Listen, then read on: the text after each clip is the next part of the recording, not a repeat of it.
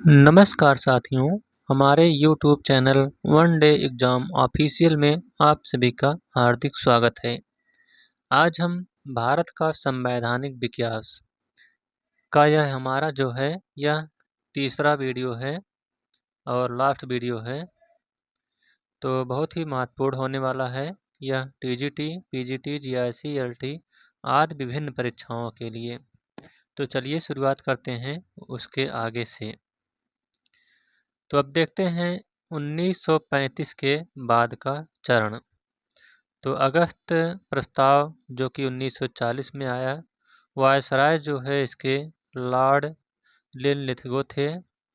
उसके बाद देखते हैं क्रिप्स मिशन 1942 ईस्वी, इसमें कौन कौन सी बातें रखी गई। तो पहला है, इसमें पहली बार यह स्पष्ट रूप से स्वीकार किया गया कि भारतीय संविधान का निर्माण भारत के निर्वाचित संविधान सभा के द्वारा ही किया जाएगा। नेक्स्ट है, भारत को डोमिनियन स्टेट प्रदान किया जाएगा। और इसमें जो बातें हैं वह है, भारत में संघीय व्यवस्था का निर्माण होगा जिसमें ब्रिटिश प्रांत व देशी रियासतें शामिल होंगी। नेक्स्ट है, रियासतों को संविधान को स्वीकार करने या अस्वीकार करने की शक्ति प्राप्त होगी। अगला, मुस्लिम लीग ने क्रिप्स प्रस्ताव को अस्वीकार कर दिया और पृथक पाकिस्तान की मांग को जारी रखा। अगला पॉइंट है, मुस्लिम लीग का मानना था कि दो संविधान सभाओं का निर्माण होना चाहिए, एक भारत के लिए और दूसरा पाकिस्तान के लिए। अगला पॉइंट है, कांग्रेस ने भी इसे अस्वीकृत कर दिया क्योंकि कांग्रेस पूर्ण स्वतंत्रता की मांग कर रही थी, जबकि क्रिप्स प्रस्ताव में केवल डोमिनियन स्टेट की बात की थी। अब देखते हैं कैबिनेट मिशन 1946 की जो बातें हैं। तो पहला है, द्वितीय विश्व युद्ध की समाप्ति के बाद 1945 के अंत में ब्रिटेन में संसद, जिसे कॉमन सभा के नाम से जानते हैं, के आम चुनाव हुए जिसमें चर्चिल व उसकी कंजर्वेटिव पार्टी चुनाव हार गई तथा क्लीमेंट एटली की लेबर पार्टी की सरकार बनी।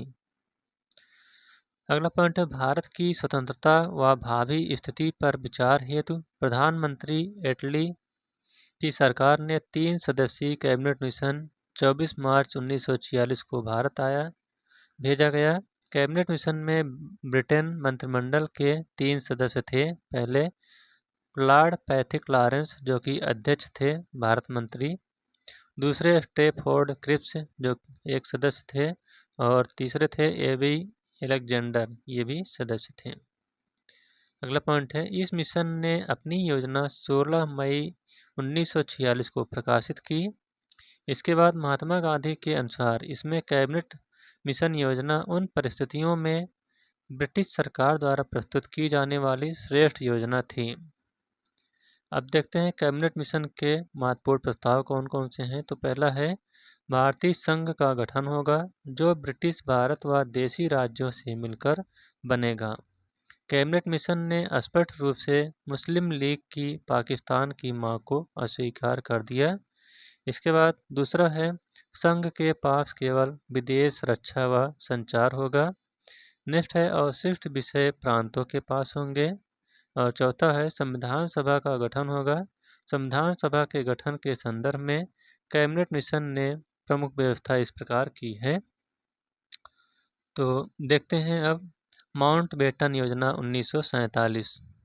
तो कैबिनेट मिशन योजना में पाकिस्तान की मांग को अस्वीकार व संविधान सभा के चुनाव में जुलाई 1946 कांग्रेस की विजय देख मुस्लिम लीग ने 16 अगस्त 1946 को प्रत्यक्ष कार्रवाई दिवस मनाया।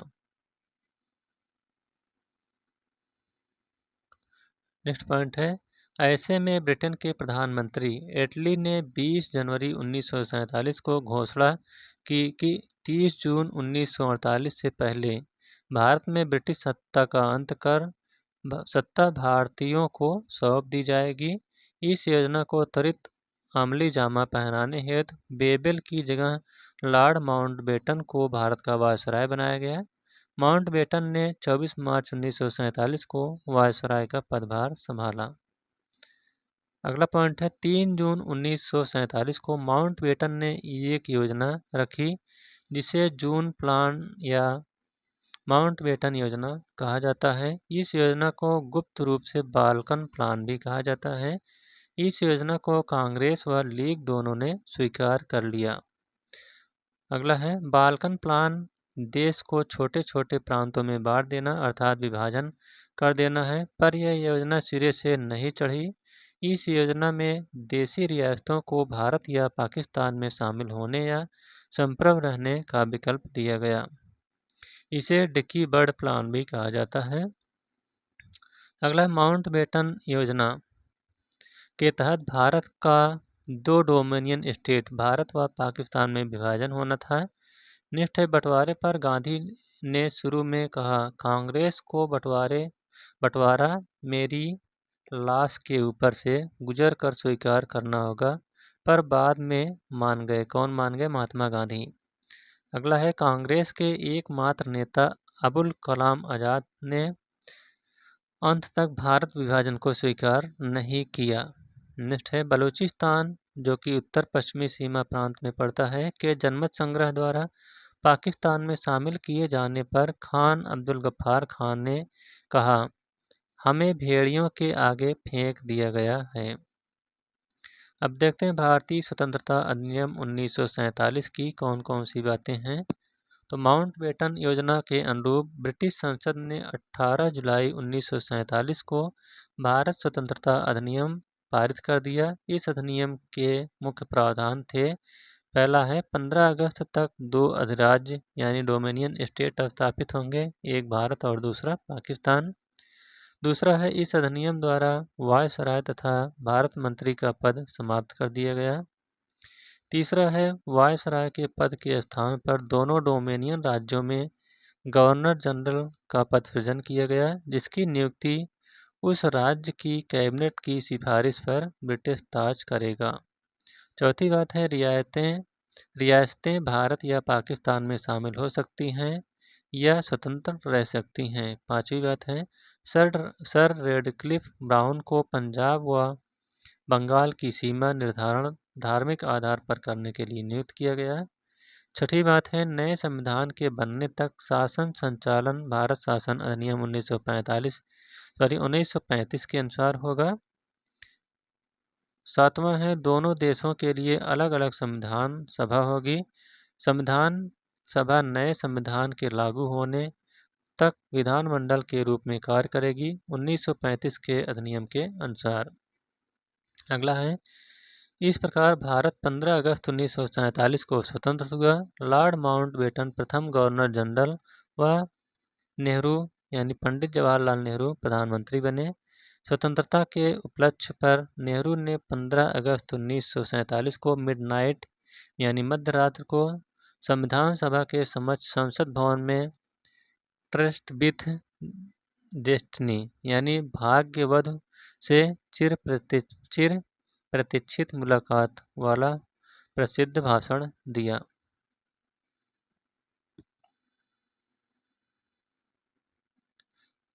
अगला है 15 अगस्त 1947 से 26 जनवरी 1950 तक भारत राजनीतिक दर्जा ब्रिटिश राष्ट्र कुल के एक औपनिवेशिक राज्य का था। अगला ब्रिटिश संसद के इतिहास में शायद ही कोई महत्वपूर्ण विधेयक रहा हो जो इतने कम समय व कम बाद विवाद से अस्वीकृत हुआ हो। ये कहते हैं नॉर्मंडी पॉपर। अब देखते हैं संविधान का निर्माण कैसे हुआ।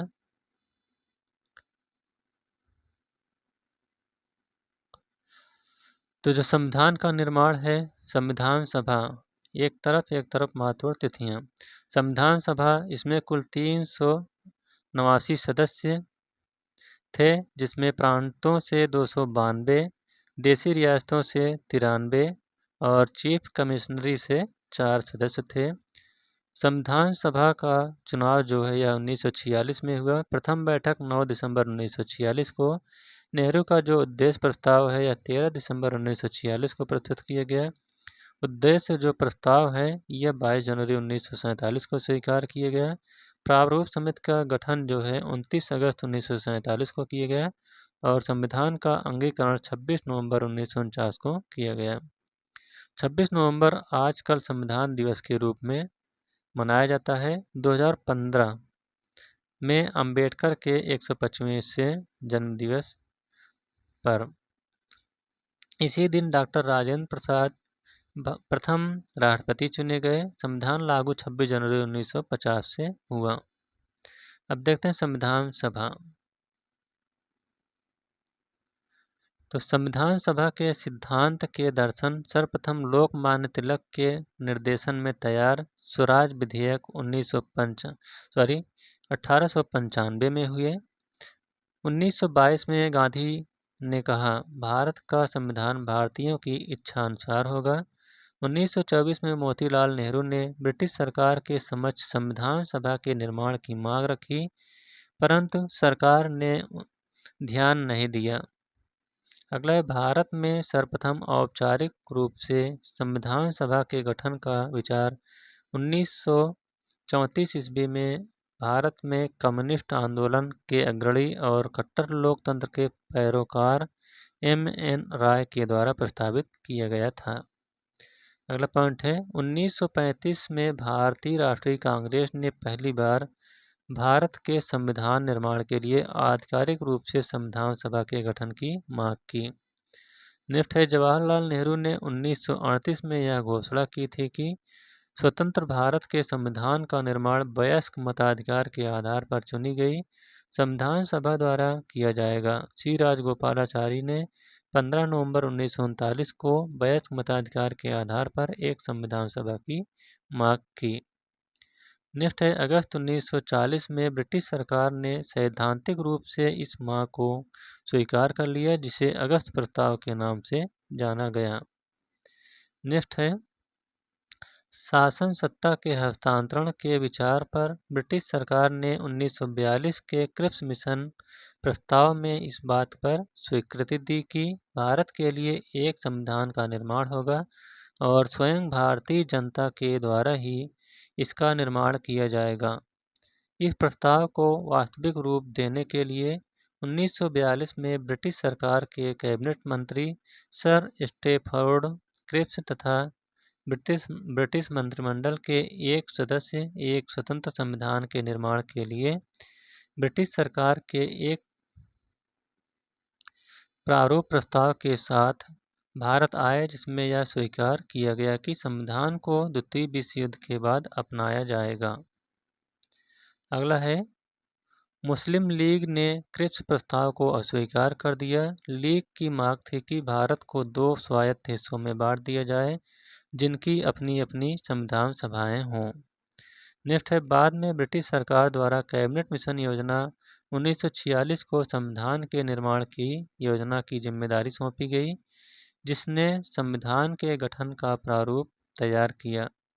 कैबिनेट मिशन ने 2 संविधान सभाओं की मांग को ठुकरा दिया, लेकिन उसने ऐसी संविधान सभा के निर्माण की योजना सामने रखी जिनसे मुस्लिम लीग को काफ़ी हद तक संतुष्ट कर दिया।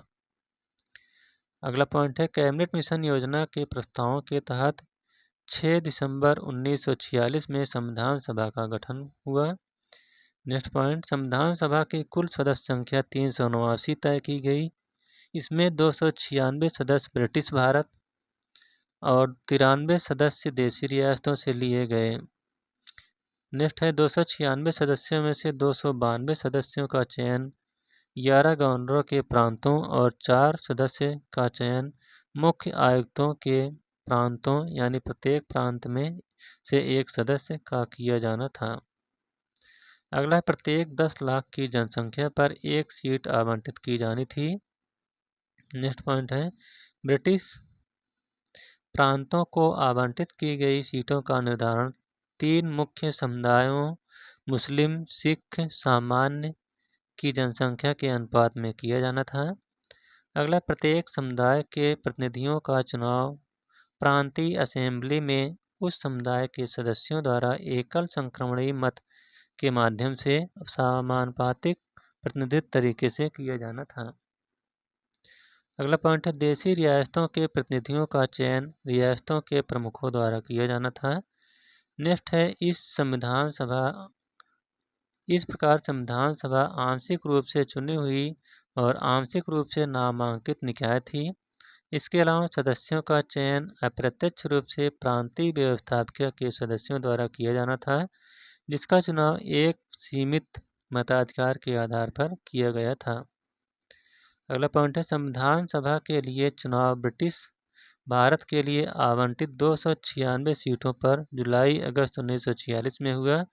इस चुनाव में कांग्रेस को 208, मुस्लिम लीग को 73 तथा छोटे समूहों व स्वतंत्र उम्मीदवार को 15 सीटें मिलीं। नेक्स्ट है देशी रियासतों को आवंटित 93 सीटें भरी नहीं जा सकी।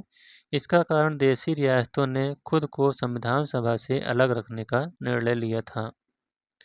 अगला पॉइंट है यह भी है कि संविधान सभा का चुनाव भारत के वयस्क मतदाताओं द्वारा प्रत्यक्ष रूप से नहीं हुआ, फिर भी प्रत्येक समुदाय के प्रतिनिधियों को जगह मिली।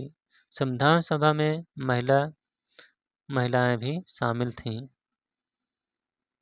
अगला पॉइंट है संविधान सभा की पहली बैठक 9 दिसंबर 1946 को ही मुस्लिम लीग के द्वारा संविधान सभा का बहिष्कार किया गया और बैठक में शामिल न होने से मना कर दिया गया। मुस्लिम लीग अलग पाकिस्तान की मांग पर बल दे रही थी, इसलिए संविधान सभा की बैठक में केवल 211 सदस्यों ने हिस्सा लिया।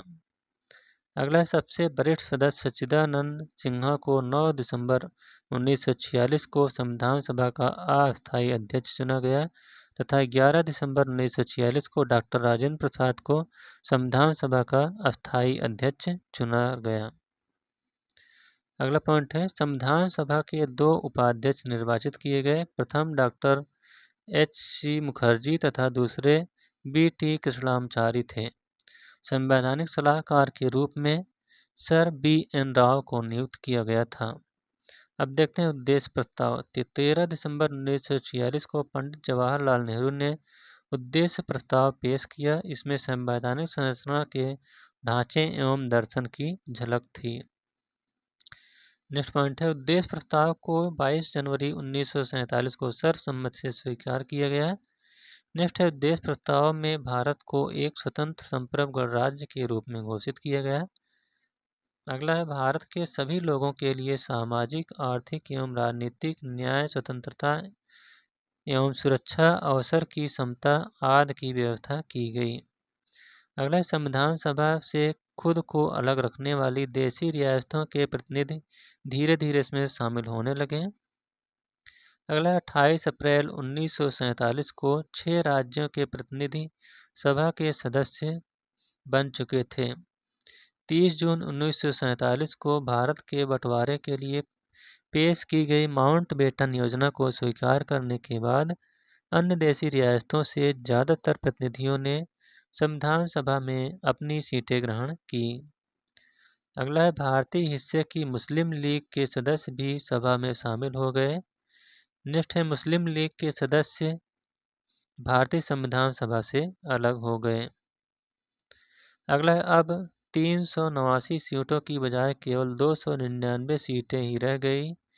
भारतीय प्रांतों की संख्या 296 से 229 हो गई और देशी रियासतों की संख्या 93 से 70 कर दी गई। नेक्स्ट है डॉक्टर अंबेडकर संविधान सभा के लिए बंगाल से चुने गए थे। अब देखते हैं संविधान सभा ने निम्न अन्य कार्य भी किए। तो पहला है मई 1949 में राष्ट्रमंडल में भारत की सदस्यता का सत्यापन किया गया। अगला है इसने 22 जुलाई 1947 को राष्ट्रध्वज को अपनाया और 24 जनवरी 1950 को राष्ट्रगान और राष्ट्रीय गीत को अपनाया। अगला पॉइंट है 24 जनवरी 1950 को डॉक्टर राजेंद्र प्रसाद को भारत के पहले राष्ट्रपति के रूप में चुना गया। नेक्स्ट है 2 साल 11 माह 18 दिनों में संविधान सभा की कुल 11 बैठकें हुई थीं। अगला है संविधान निर्माताओं ने लगभग 60 देशों के संविधान का अवलोकन करके भारत का संविधान तैयार किया था। नेक्स्ट है संविधान के प्रारूप पर 114 दिनों तक विचार हुआ तथा संविधान के निर्माण पर कुल 64 लाख रुपए का खर्चा आया। अगला 26 नवंबर 1949 को जब संविधान निर्माण का कार्य हुआ तब उस पर अध्यक्ष सहित 284 सदस्यों ने हस्ताक्षर किए थे। अगला 24 जनवरी 1950 को संविधान सभा की अंतिम बैठक हुई। नेक्स्ट है 26 जनवरी 1950 से भारतीय संविधान को लागू कर दिया गया, परंतु इसके कुछ प्रावधान 26 नवंबर 1949 से ही लागू हो गए थे, जैसे नागरिकता का प्रावधान, चुनाव, अस्थायी संसद और संक्रमणकालीन प्रावधान इसमें शामिल थे। नेक्स्ट है नवनिर्मित भारतीय संविधान में 395 अनुच्छेद 8 अनुसूचियाँ थीं। नेक्स्ट है 26 जनवरी 1950 से लेकर 1951-52 में हुए आम चुनावों के बाद बनने वाली नई संसद के निर्माण तक भारत की अंतरिम संसद ने काम किया। अब देखते हैं संविधान सभा की समितियां। तो संविधान सभा ने संविधान के निर्माण से संबंधित विभिन्न कार्यों को करने के लिए कई समितियों का गठन किया था, जिसमें से 8 बड़ी समितियां थीं तथा अन्य छोटी समितियां। तो विभिन्न समितियां और उसके अध्यक्ष कौन थे? तो जो संघ शक्ति समिति के अध्यक्ष थे पंडित जवाहरलाल नेहरू, संघीय संविधान समिति के अध्यक्ष पंडित जवाहरलाल नेहरू, प्रांतीय संविधान समिति के अध्यक्ष सरदार वल्लभ भाई पटेल, प्रारूप समिति के अध्यक्ष डॉक्टर BR अम्बेडकर, मौलिक अधिकारों एवं अल्पसंख्यकों एवं जनजातियों तथा बहिष्कृत क्षेत्रों के लिए सलाहकार समिति के अध्यक्ष सरदार वल्लभ भाई पटेल, प्रक्रिया नियम समिति के अध्यक्ष डॉक्टर राजेंद्र प्रसाद, राज्यों के लिए समिति के अध्यक्ष जवाहरलाल नेहरू, संचालन समिति के अध्यक्ष डॉक्टर राजेंद्र प्रसाद। अब देखते हैं छोटी समितियां कौन सी थी, इसके अध्यक्ष कौन थे। तो वित्त एवं कर्मचारी समिति के अध्यक्ष डॉक्टर राजेंद्र प्रसाद और प्रत्यायक यानी क्रेडेंशियल समिति के अध्यक्ष आह्लाद कृष्णस्वामी अय्यर थे।